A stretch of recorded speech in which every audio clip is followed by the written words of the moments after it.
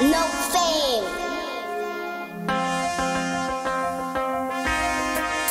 Just a fortune.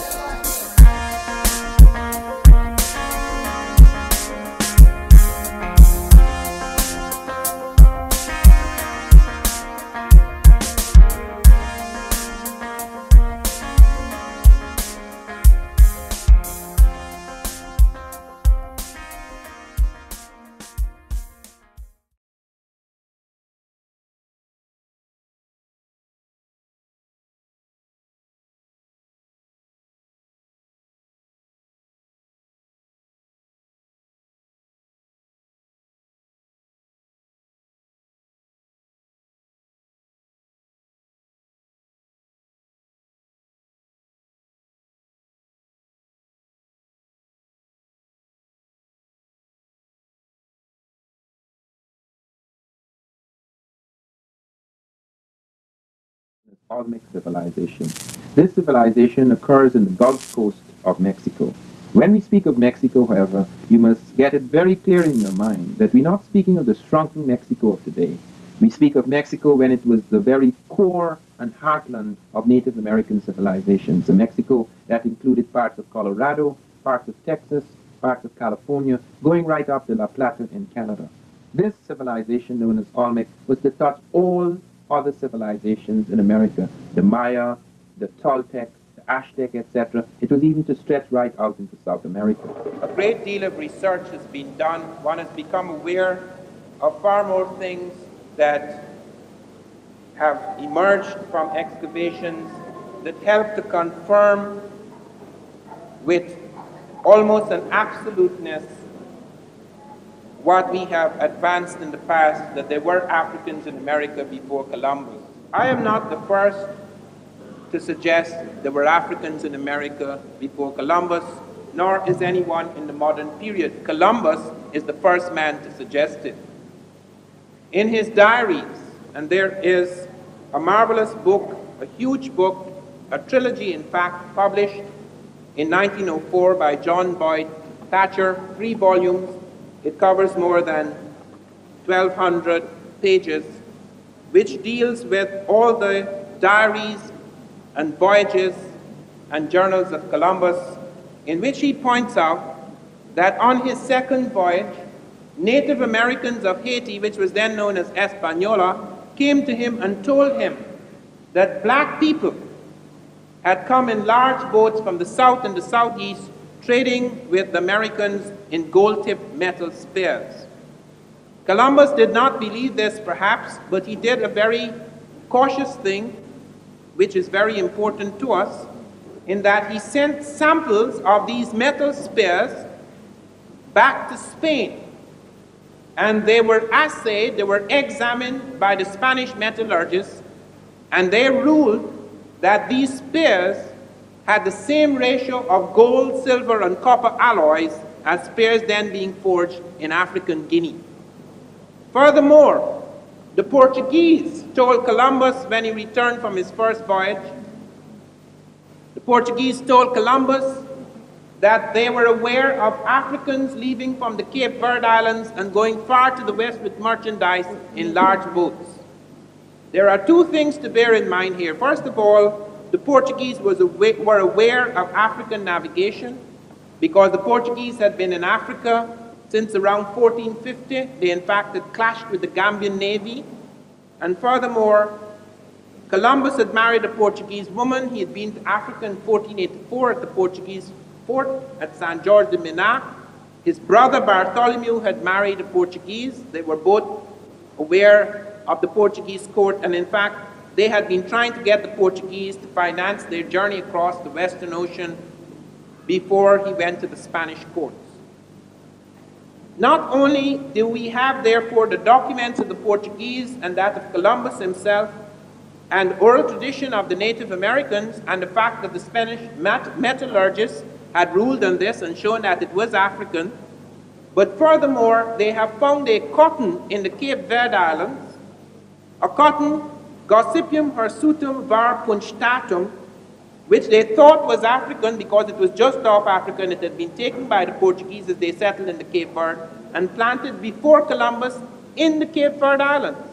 When it was examined, the cytogenics of the cotton showed that it was not African, it was some cotton grown in the Caribbean and South America, which means cotton which had been grown in the Caribbean and South America had got into Africa before Columbus. How?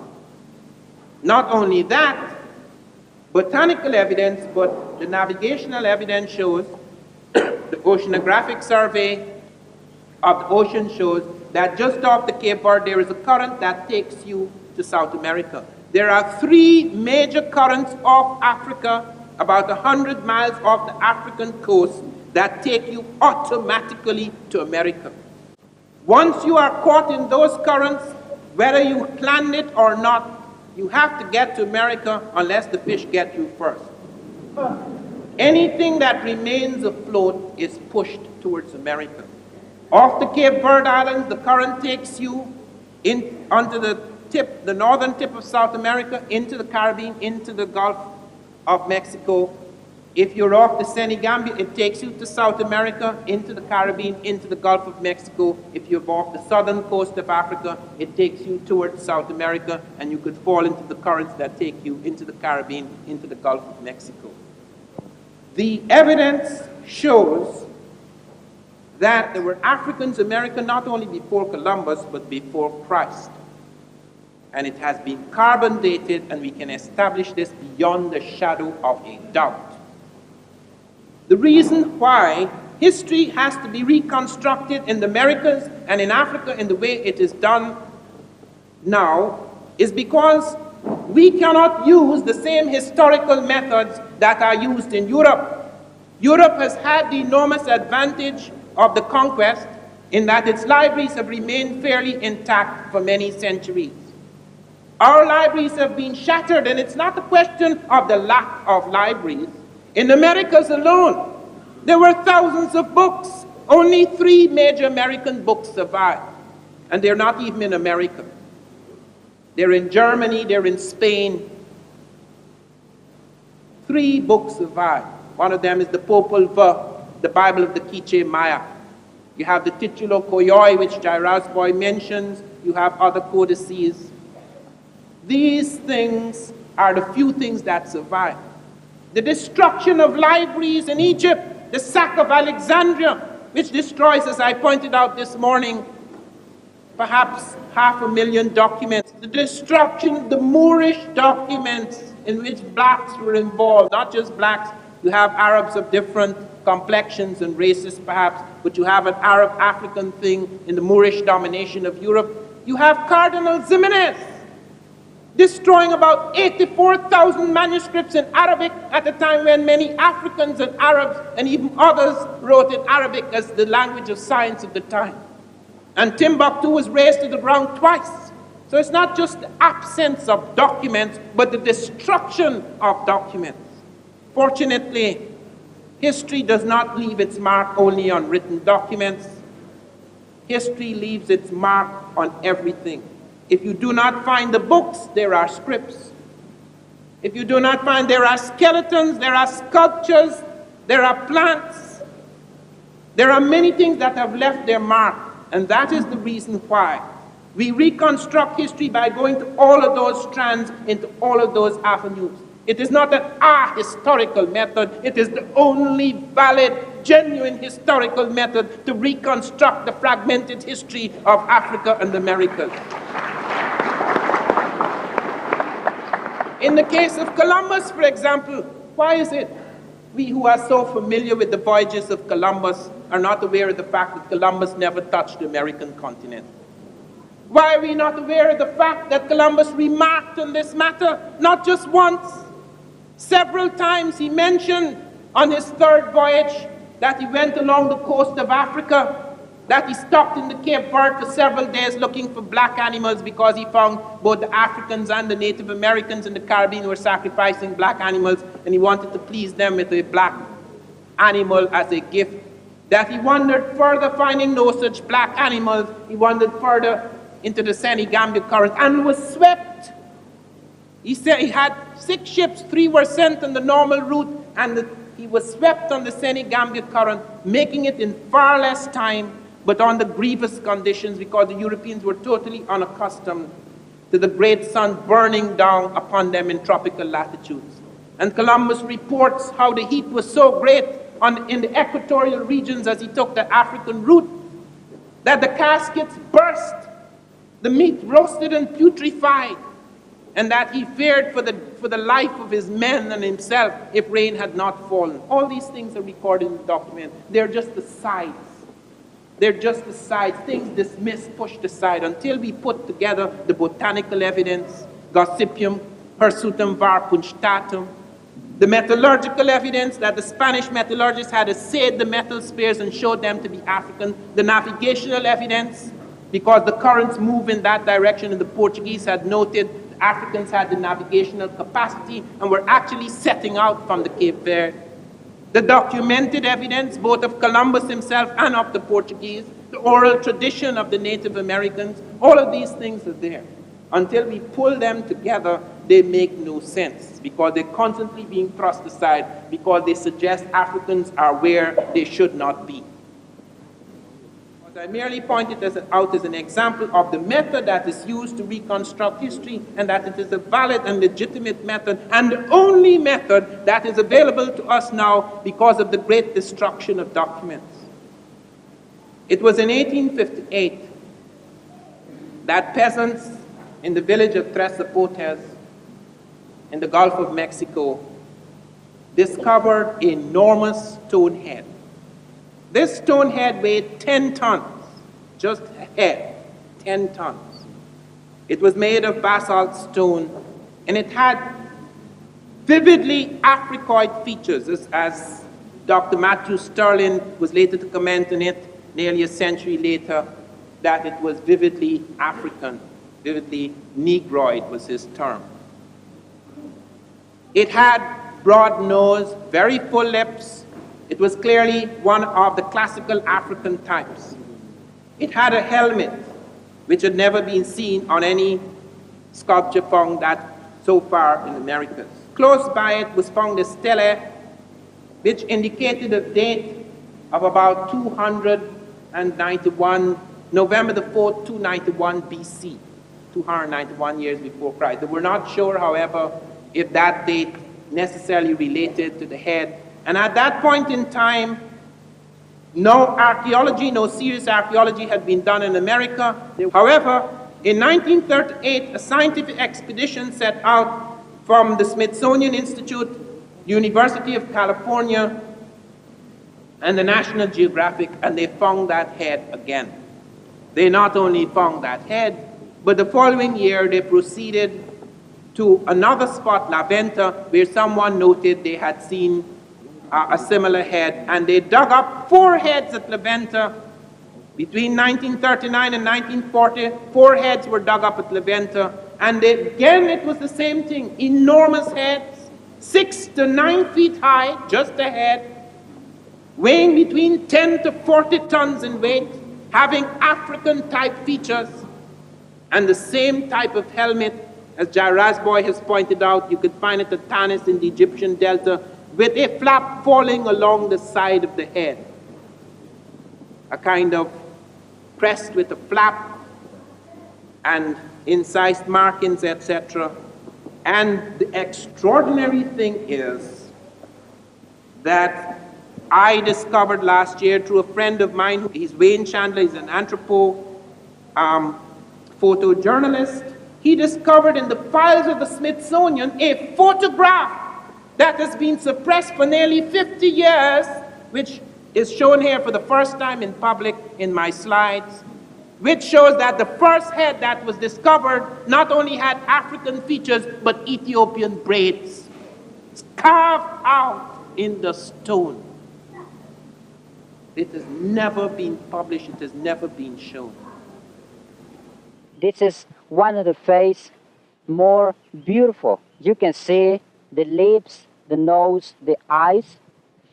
This is completely negroid face, and the weight of this face is 25 tons. We're wondering how they carry in that time, from where they carry these rocks, because it's solid. This head they bring from 134 kilometers far from here. Yes. So it hasn't been moved since. No. Was that stone quarried where they found it? How far did they have to bring the quarried stone? They say from 100 kilometers far. They call basalt. Basalt.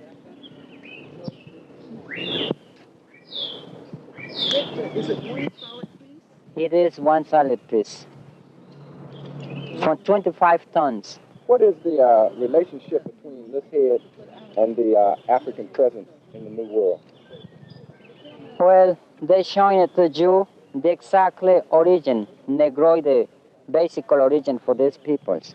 Why do you think they made, they would carve a Negroid head? What would be the significance of that? To showing when these people was arrived to this continent. They tried to demonstrate when they arrived to America. And that was before Christ. About 1200 years BC was the time when they made these faces. Were these heads looked at as gods, as priests? Priest. They were priests. Priest. So then the African present here was one of priesthood or what? Priest. It was one of priesthood. Yes. Are there any other heads this size for the other races of people? No, this is the most principal. By any people.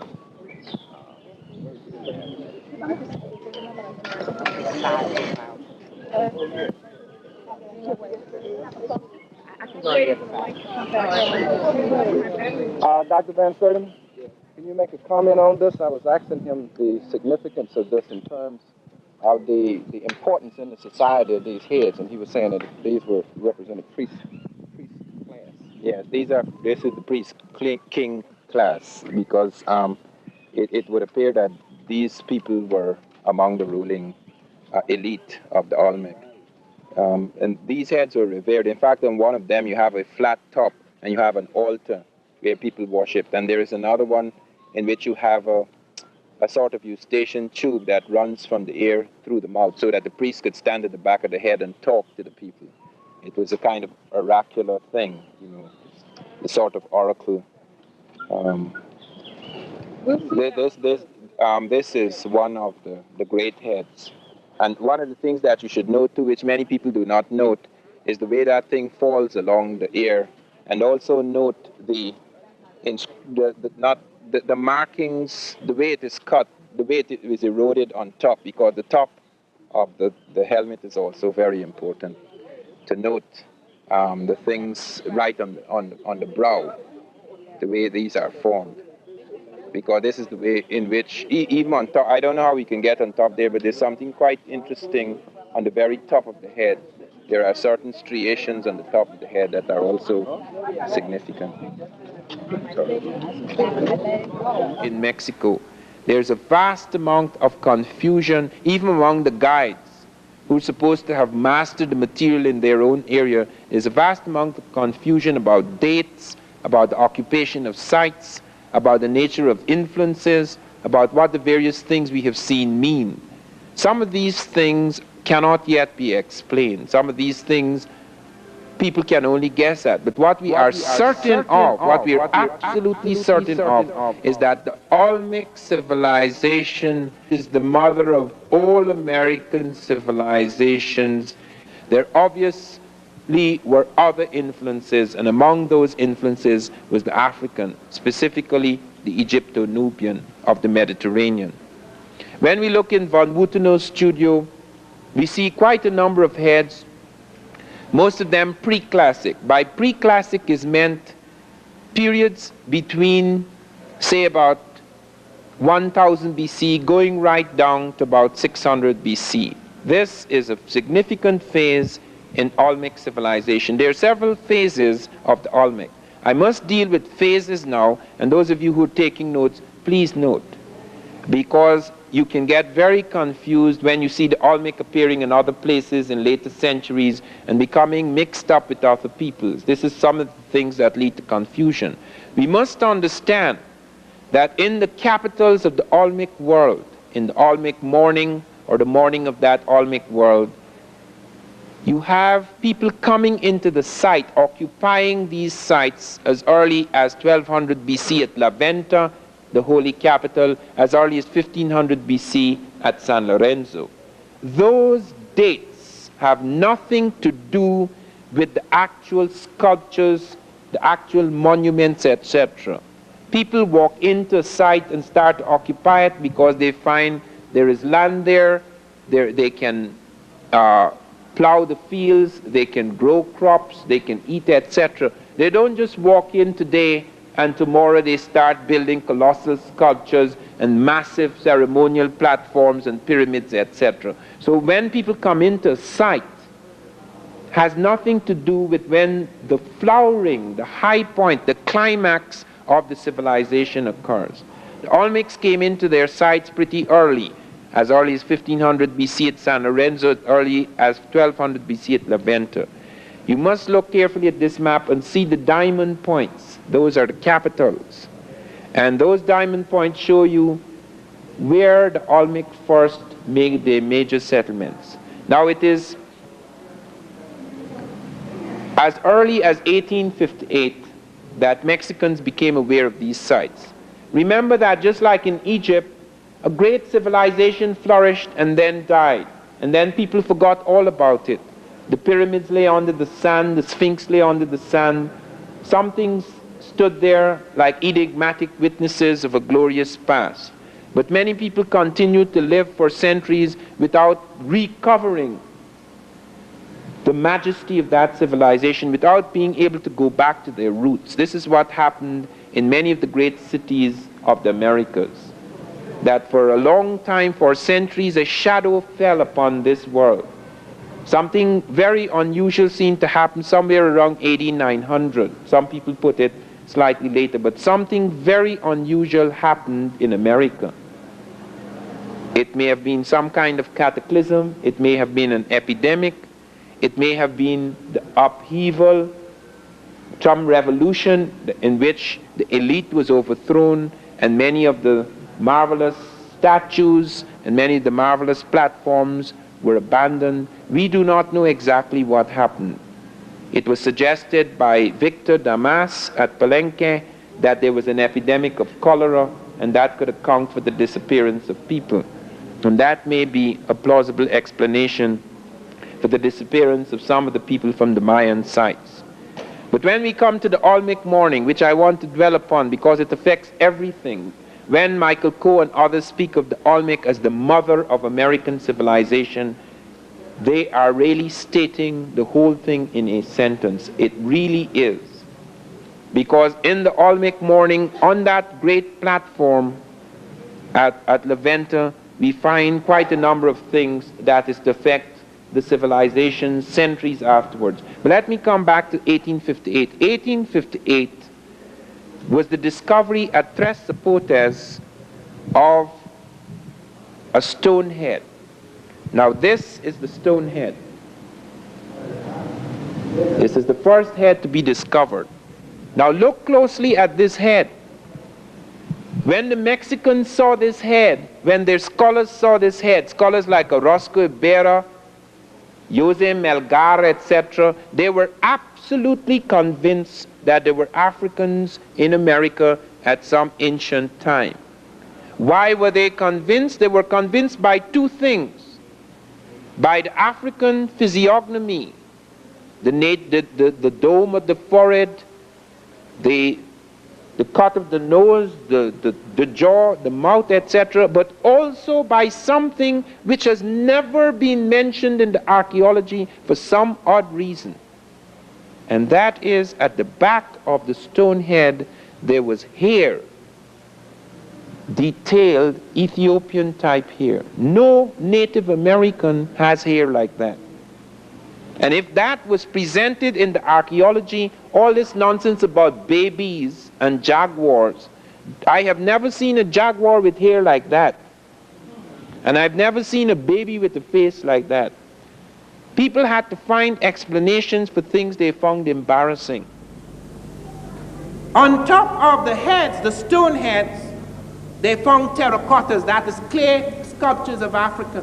Now with respect to those with the helmets, with the exception of the one I mentioned, you could say, okay, fine, perhaps it's a mistake, perhaps it's an accident. That's what they said. First they said they were baby faces, that's why they had full nose and full mouth. They were faces of babies. Then they said the reason why they have these enormous lips is because they're the snarling mouths of jaguars. These people among whom they were found, Olmec, they worshipped jaguars, and therefore the snarling mouth of the jaguar was copied. Then they said, one of them said it was made of molten rock, and it fell on its face, and that's why it became flat and full. The latest explanation is most ingenious.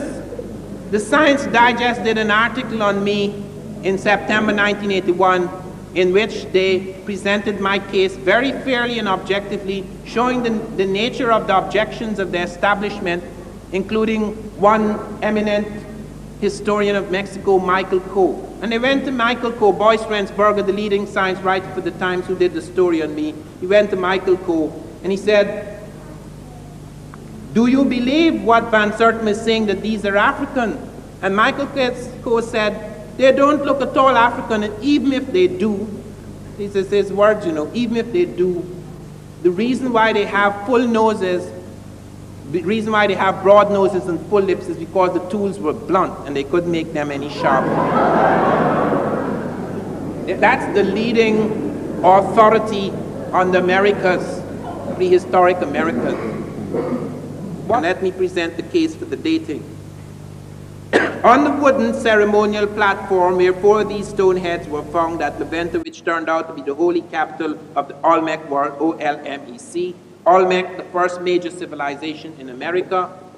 The dating of the wooden platform, the charcoal, there were 9 samples of charcoal dating, gave a reading of 948 to 680 BC. It's not just the stone head, but in addition to the stone heads, you have terracottas that are clay sculptures of African types. Not only the nose now and the lips, the hair is clearly Africoid. Because even though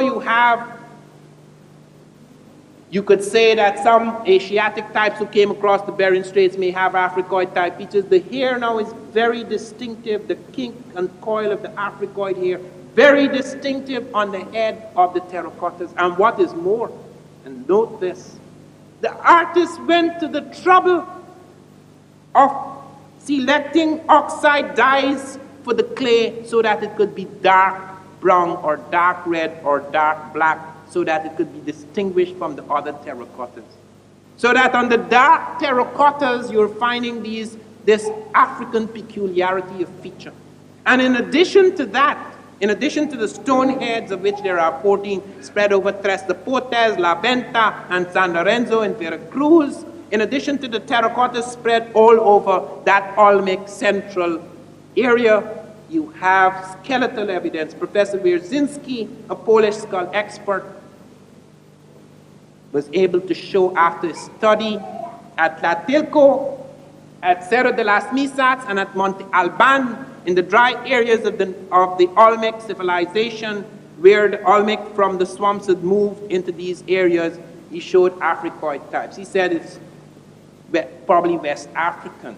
I've just come from a meeting in New Mexico before 200 professors who are studying ancient scripts, who have established beyond the shadow of a doubt, and I shall deal with that later in my talk, that the Egyptian script traveled to America before Christ around 800 BC. They have found on the Davenport Stela the Egyptian hieroglyphs, the Libyan script, and the Iberian Punic side by side, reading the same thing.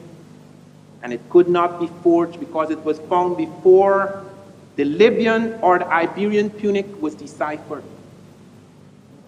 But they did not know the Egyptian had anything to do with blacks. I informed them.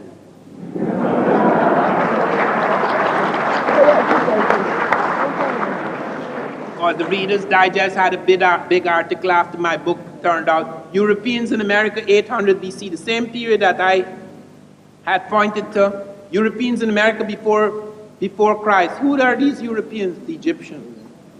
It's taken for granted in most of these circles that Egyptians have nothing to do whatsoever with Negroes.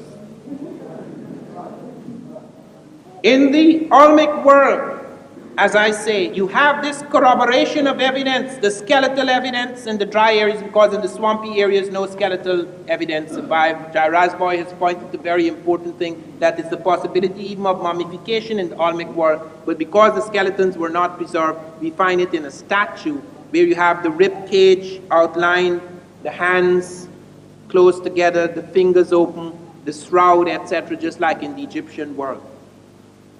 Nowhere on earth, on any archaeological site, could you find a corroboration of so much evidence. Stone heads representing a distinct physical type, terracottas representing the same type with the texture of hair and coloration of skin, and skeletal evidence representing that type as high as 13.5% at Tlatilco, going down to 4.5% at Monte Alban. And you yet deny the existence of that type because it involved African and it could not be there.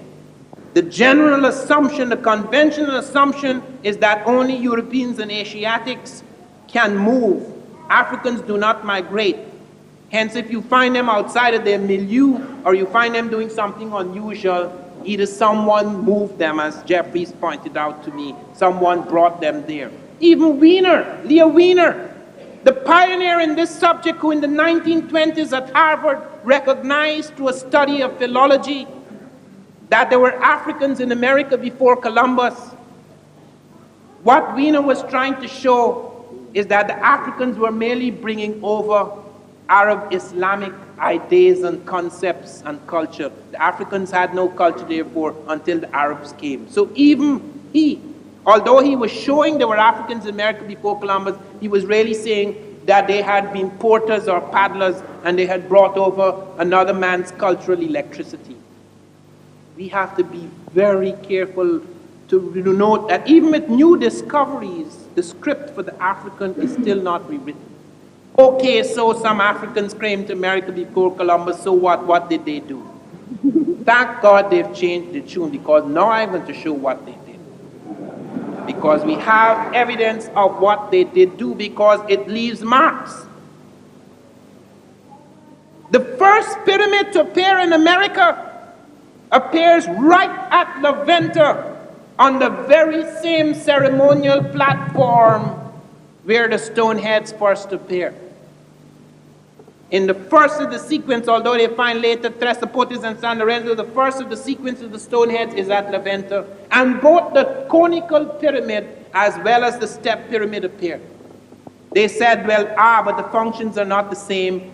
It's just a temple in America. It's a tomb in Egypt. That is not true. We have found many, many pyramids could be cited in America which serve both as tomb as well as temple. And in Egypt, many of the great pyramids have temples adjoining. So they have both the tomb and temple combination. And the great ones, the very great ones, the one at Teotihuacan in Mexico and the one at Giza or Gizeh in Egypt, they not only have the same base, the identical base, but they also have the third function, the geodetic marker, or the use of the movable capstone for astronomy, the notches, etc.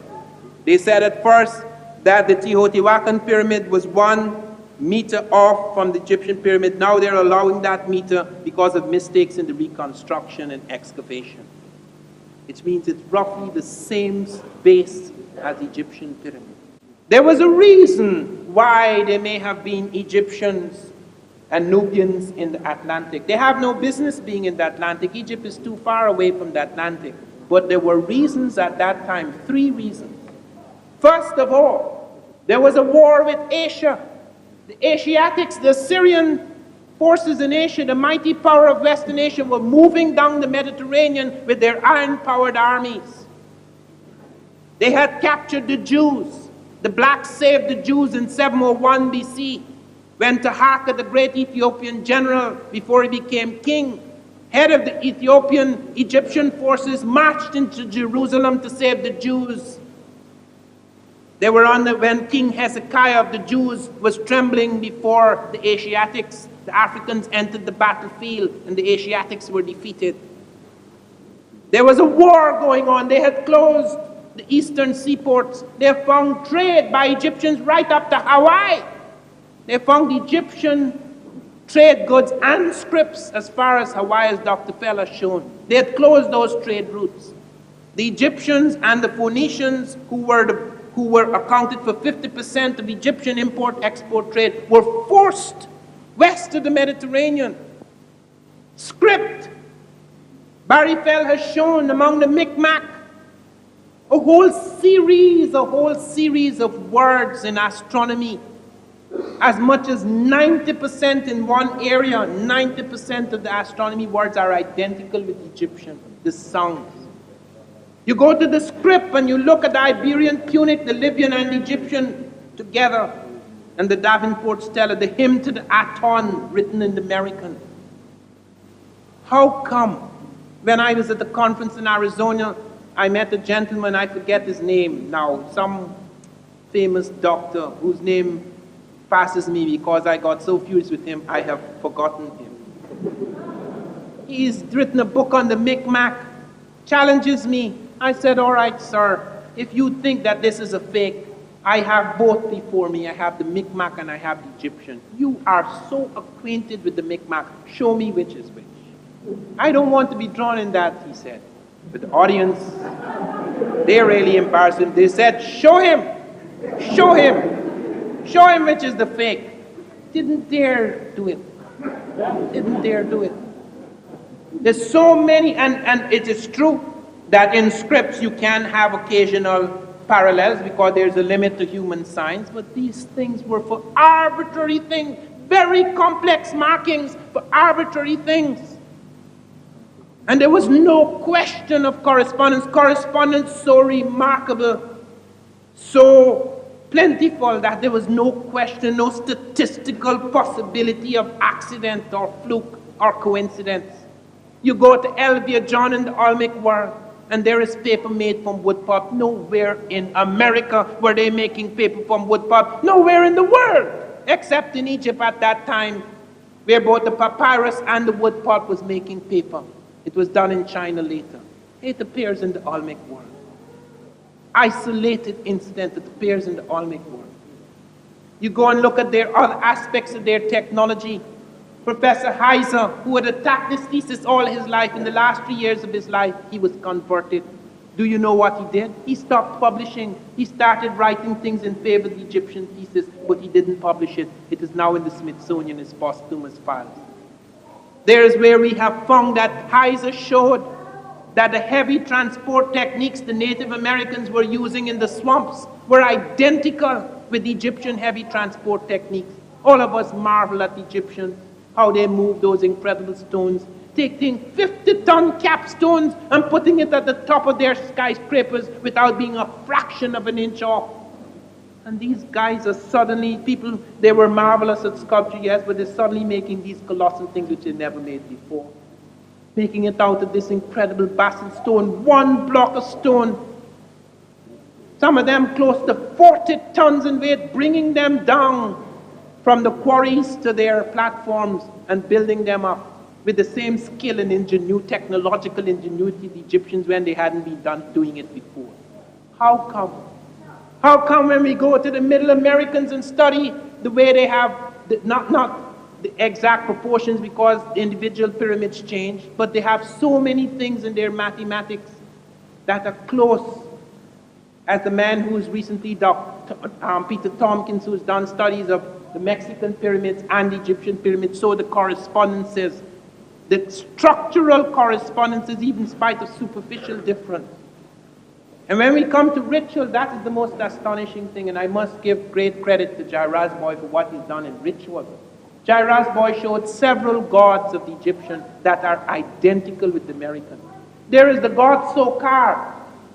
He is standing there and he has open arms, outstretched arms, and he has wings on his arms, and he's standing on the back of a snake, and the snake has a head at the head and a head at the tail. You go to Mexico, and there is this god standing there with arms outstretched, wings on his arms, standing on a snake with a head at the head and a head at the tail. How come? The god Aken, he pointed to the double rope swallowing god, identical.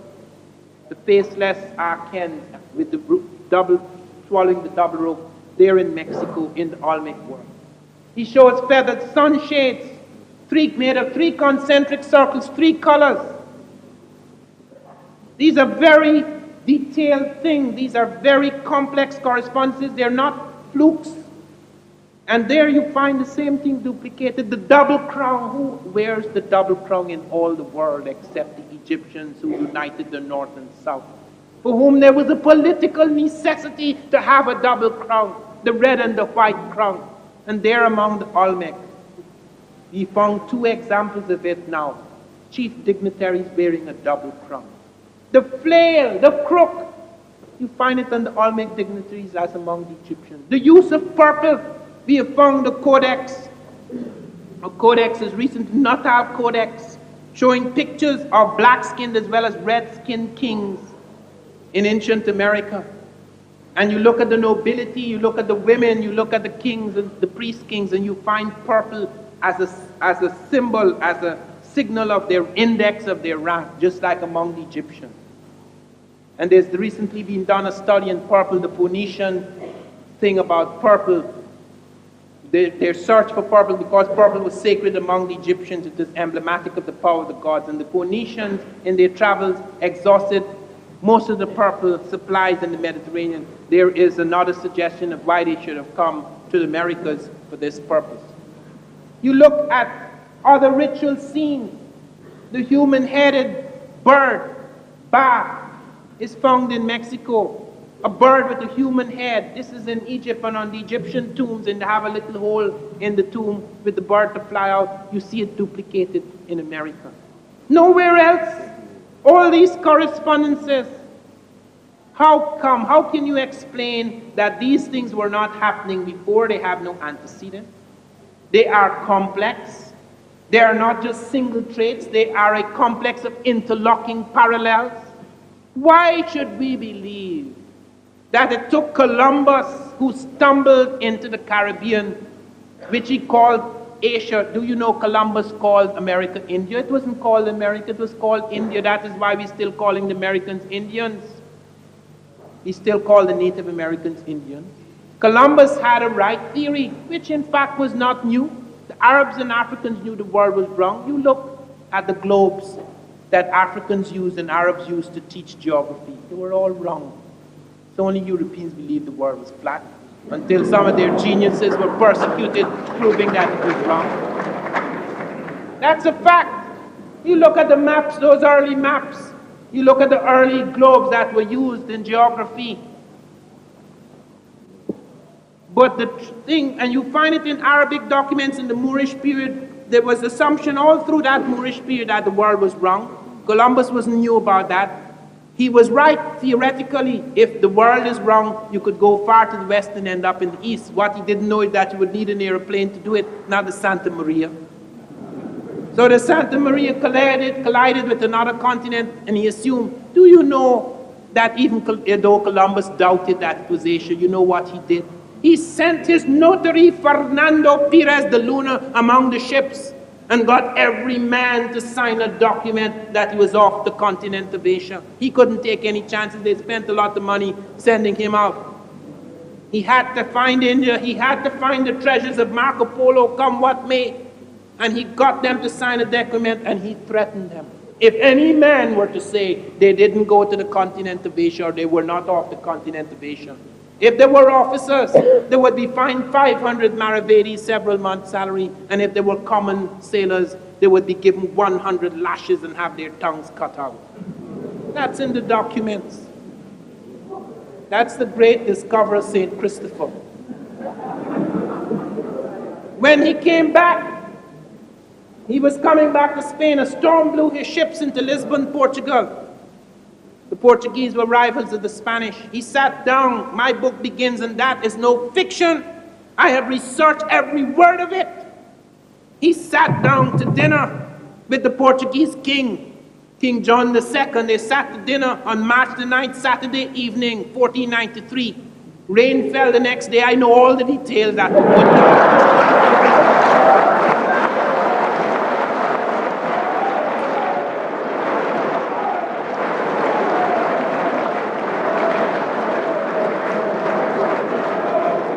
went to see King John's Queen in Villafranca on the left bank of the Tagus on Monday. I don't know what for. But there in that weekend, on that Saturday and Sunday, there were discussions. And at the dining table, he brought with him 6 Native Americans whom he captured. He was the first man to make slaves out of the Native Americans.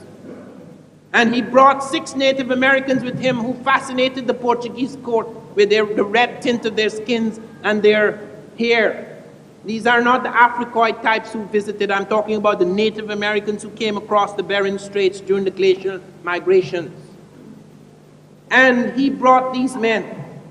And while they were at table, a dish of beans were brought out at the order of King John. And King John beckoned to one of these people with sign language to build with these beans on the table these lands that Columbus said he had discovered. And a chain or necklace of islands was built up, which included various parts of the Caribbean, Cuba, the Lucas Islands, etc.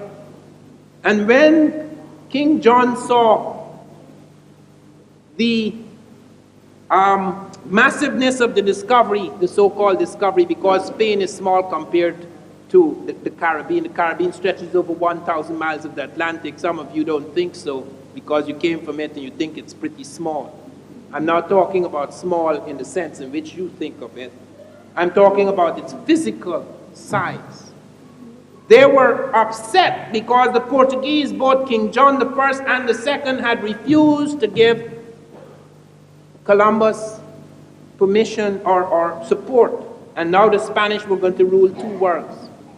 And they were so upset by that they asked Columbus to go back home and argue for a line to be drawn across the world to separate the claims of the 2 Catholic kingdoms.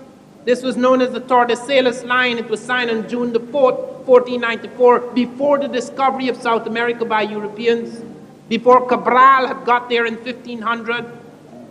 And it was drawn across. The Pope did not give it his blessing until afterwards, but it was drawn in 1494 at the Treaty of Tordesillas, and it includes South America, and they'd never seen it.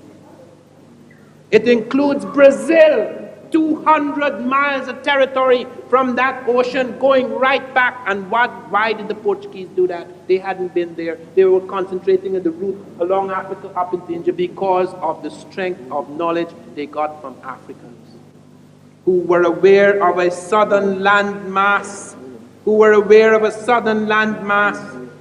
just below the equinoctial line within the same latitude as Guinea. And Columbus was told about it. Columbus went back to Spain and argued because he was then Prince of the Ocean Sea. He came almost like a king. He was nothing. He argued with the Spanish that they should agree with the Portuguese. Let them draw the line because there's only water within the line. It's only 375 leagues from the Cape Verde, which is 4.5 miles according to Vespucci. Roman miles give it 4, but they give it 4.5, about 1,600 miles.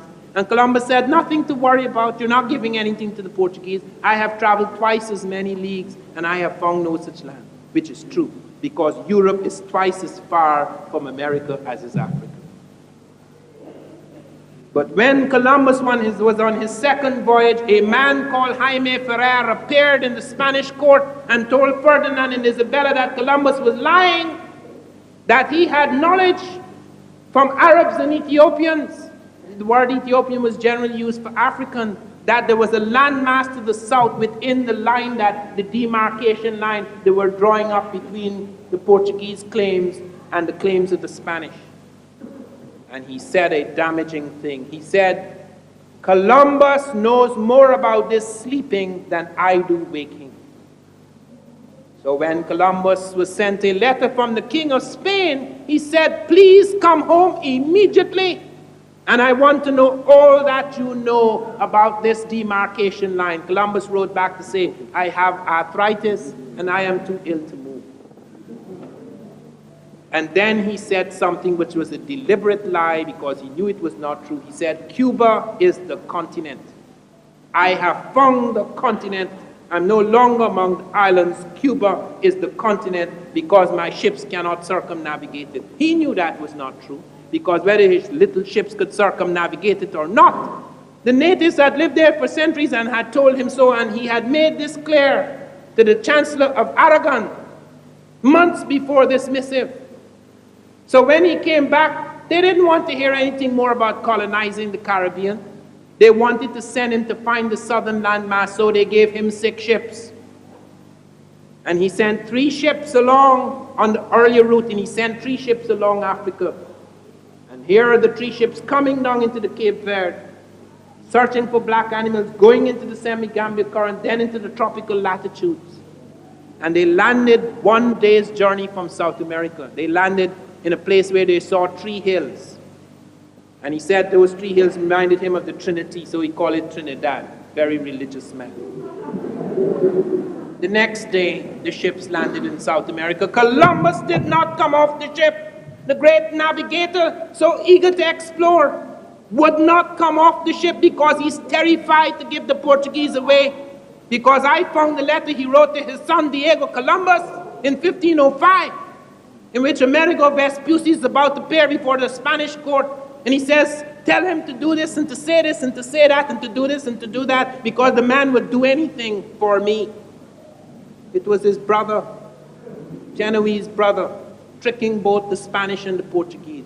And he said, certain monies are being paid to me, but I cannot detail them here. I'll detail them yonder. What money is he talking about? Not Spanish money for the prospective discoveries in America. It's the Portuguese money for keeping the Spanish away from the south.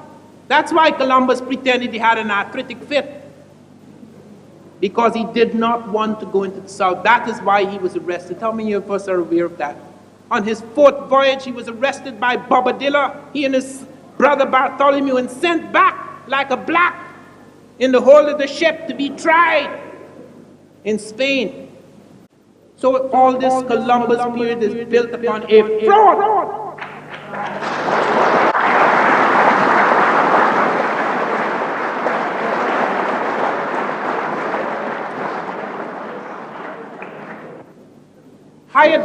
Thor Heyerdahl, the Norwegian explorer, took a papyrus reed boat, which the Egyptians had used and the Ethiopians had used on their inland lakes and elsewhere. And he showed that the curves of this boat showed that it could cross the ocean. It wasn't just for inland shipping, and it was used 800 years before Christ. And he said it can cross the Atlantic. And scientists scoffed at him. Scientists took the papyrus reed and they said, if you put it in a tank, it will sink. And they put it in the tank and it sank.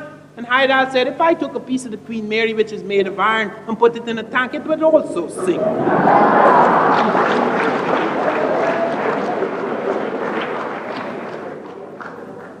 So, rising above the idiocies of the scientists, he built the papyrus reed boat with the help of Abdullah de Jibrin and the Baduma people on Lake Chad in 1969. And they sailed across the Atlantic successfully. They only got in trouble off Barbados because the Africans had forgot. The Africans had cut a rope which was attached to the bow and the deck. And they cut that rope thinking it merely had to do with curvature and of the bow. In fact, it was a flotation device. That was the only mistake they made. When the Aymara Indians, without the help of African experience, rebuilt the identical boat, because on Lake Titicaca in South America, the identical boat was being used that was used by the Egyptians. They crossed the Atlantic in the Ra 2. And the strange thing about the Ra 1 is that, as I have said, it did not steer to America. It came by itself. The rudders broke on the first day. They could not steer. The currents took the thing from Africa and landed it in America. And Heyerdahl is not the only one. There have been 120 experiments with small boats across the Atlantic.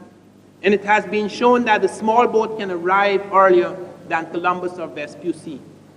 And a man who showed that, you have experiments by Alain Bombard and Hans Lindemann. Bombard set out in a dugout, which no African would be mad enough to use on the Atlantic. He set out in a dugout without a crew, without a sail, and crossed the Atlantic safely from Africa to America in less time than either Columbus or Vespucci. And talking about the boats of Columbus and Vespucci, The sails on those boats were Arab Latin sails, which Arabs and Africans had used on the Indian Ocean. They were not European sails. The compass was not invented in Europe. The astrolabe was not invented in Europe. It is true that after the massive and continuous migrations of people to the Americas, that you had an improvement in hulls, an improvement in ships, which went far beyond other conquered peoples. But at that time, those boats were not superior. So to think that man had to sit down and wait for centuries until the stumble of Columbus landed in India and called Cuba the continent and South America an island, this has nothing to do with the truth of the past. But as I come to a close, I want you to bear this in mind. The history of the world is not written. The history of Europe, perhaps.